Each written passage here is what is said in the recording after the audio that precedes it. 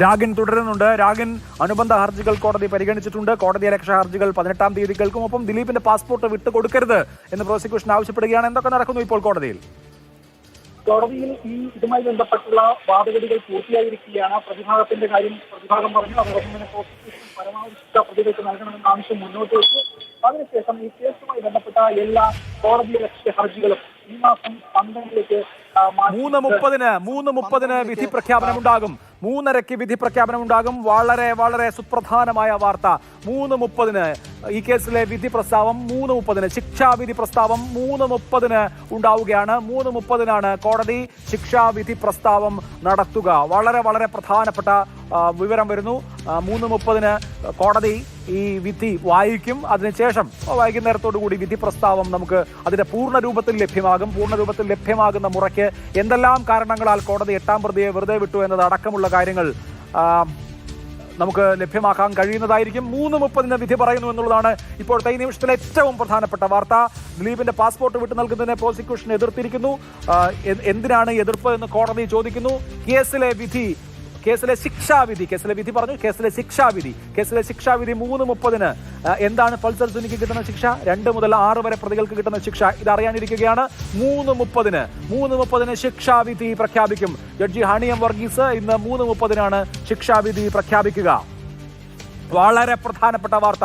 3:30 നടിയെ ആക്രമിച്ച കേസിലെ ശിക്ഷാവിധി പ്രഖ്യാപിക്കുകയാണ്. 3:30 കോടതി വിധി വായിച്ചു കഴിഞ്ഞാൽ അതിനുശേഷം പിന്നീട് നമുക്ക് വിധി പ്രസ്താവനയുടെ പൂർണ്ണ രൂപം, അനേകം പേജുകളുള്ള വിധി പ്രഖ്യാപനം എന്നാണ് മനസ്സിലാക്കുന്നത്.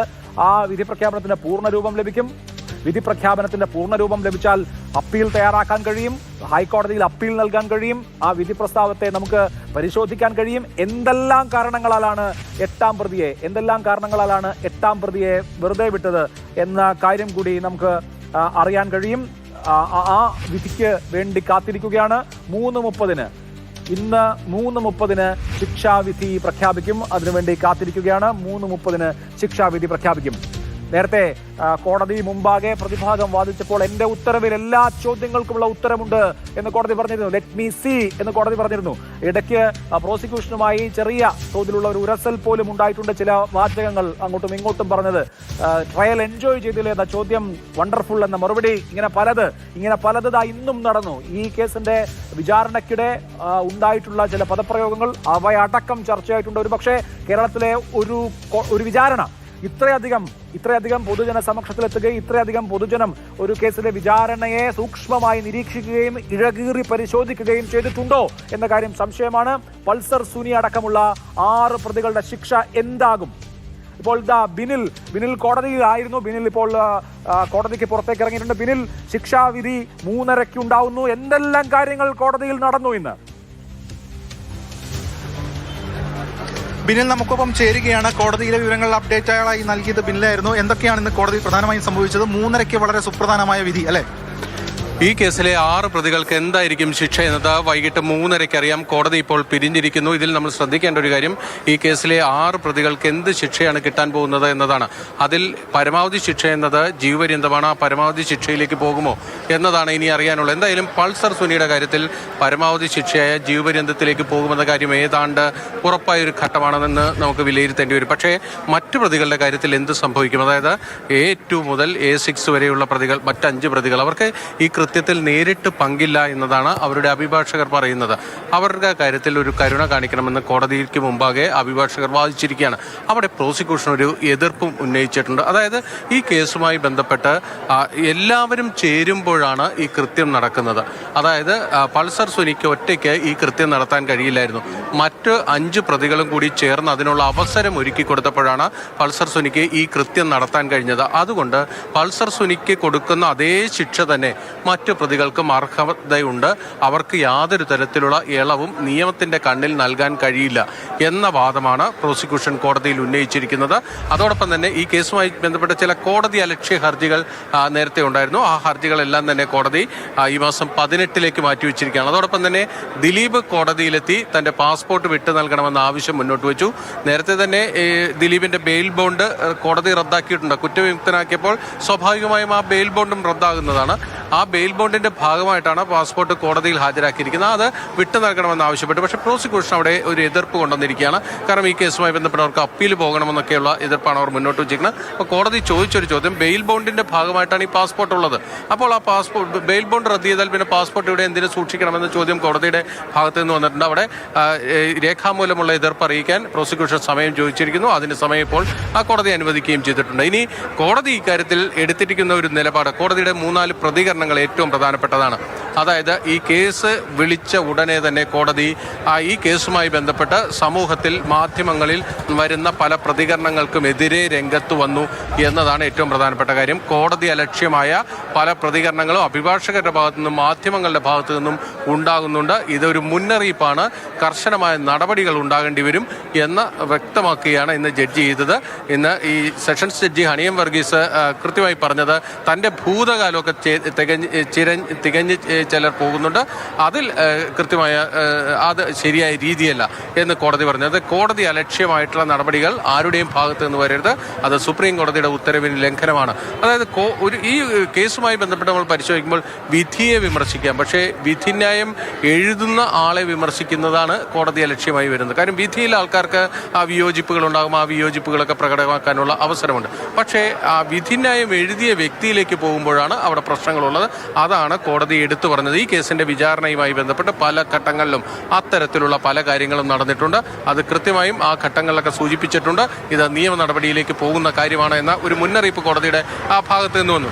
മറ്റൊരു പ്രധാനപ്പെട്ട കാര്യം, ഇന്ന് പ്രോസിക്യൂഷൻ ഈ കേസുമായി ബന്ധപ്പെട്ട് നമ്മളിപ്പോൾ ഈ സമീപ ദിവസങ്ങളിൽ നടന്ന ചർച്ചയുമായിട്ടൊക്കെ കൂട്ടി നോക്കുമ്പോഴാണ് അതിന് പ്രസക്തിയുള്ളത്. അതായത് കഴിഞ്ഞ 8 വർഷം ഈ അതിജീവിതയ്ക്കൊപ്പം സമൂഹം നിന്നു എന്നൊരു നിലപാട് പ്രോസിക്യൂഷനോടെ കോടതിയിൽ എടുത്തപ്പോൾ കോടതി ചോദിച്ച തിരിച്ചുള്ള ചോദ്യം, സമൂഹത്തിന് വേണ്ടിയുള്ള ഒരു വിധിയാണോ വേണ്ടത് എന്നൊരു ചോദ്യം കോടതിയുടെ ഭാഗത്തു നിന്ന്. അങ്ങനെയാണോ നിങ്ങൾ ആഗ്രഹിക്കുന്നത്?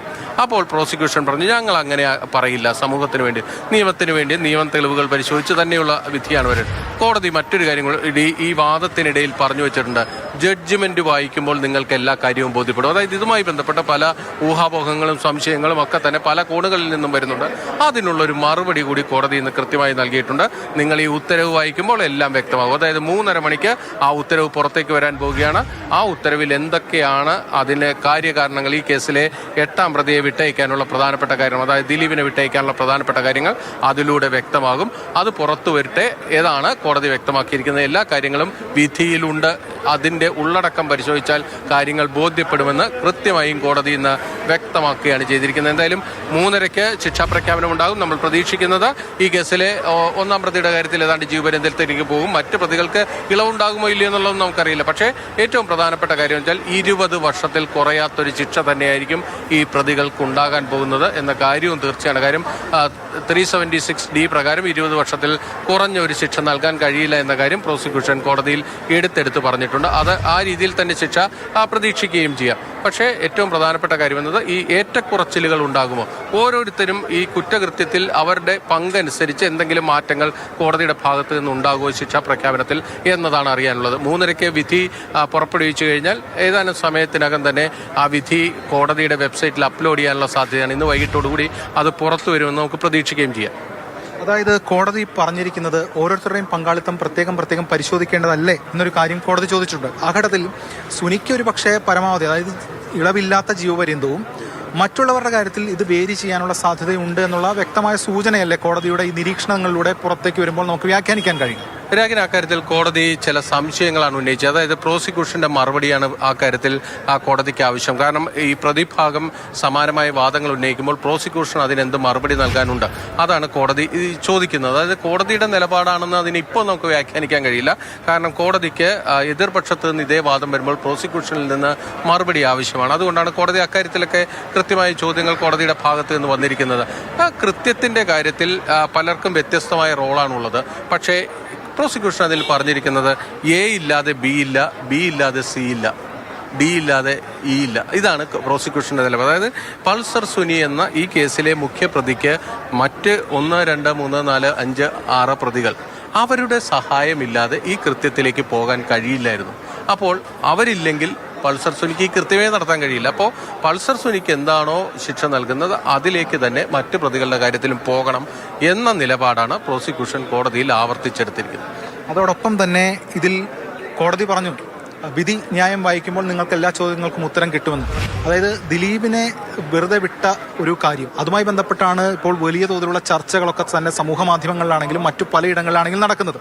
അതുൾപ്പെടെയുള്ള കാര്യങ്ങളിലാണ് ഈ വിധിന്യായത്തിലൂടെ ഉത്തരം കിട്ടാൻ പോകുന്നത്. അതെ, കൃത്യമായും കോടതി പറഞ്ഞിരിക്കുന്നു. വിധിന്യായത്തിലൂടെ അതിനുള്ള മറുപടി നൽകാൻ പോകുന്നു എന്നതാണ് കോടതി വ്യക്തമാക്കിയിരിക്കുന്നത്. എന്തായാലും ഏറ്റവും പ്രധാനപ്പെട്ട കാര്യമെന്നത് ഈ വിധിയിൽ എന്തുണ്ട് എന്നതാണ്.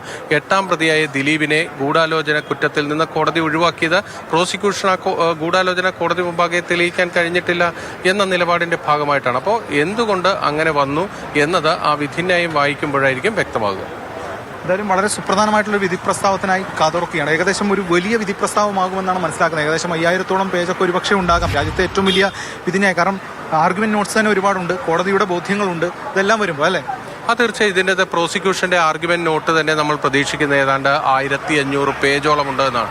അതോടൊപ്പം തന്നെ 261 സാക്ഷികളെ വിസ്തരിച്ചൊരു കേസാണ്. അതുകൊണ്ട് തന്നെ ആ സാക്ഷികളെ സംബന്ധിച്ചിട്ടുള്ള കൂടുതൽ കാര്യങ്ങൾ പുറത്തേക്ക് വരേണ്ടതുണ്ട്. അപ്പോൾ ആ കാര്യങ്ങളൊക്കെ പുറത്തേക്ക് വരുമ്പോഴാണ് ഇപ്പോൾ ഇന്ന്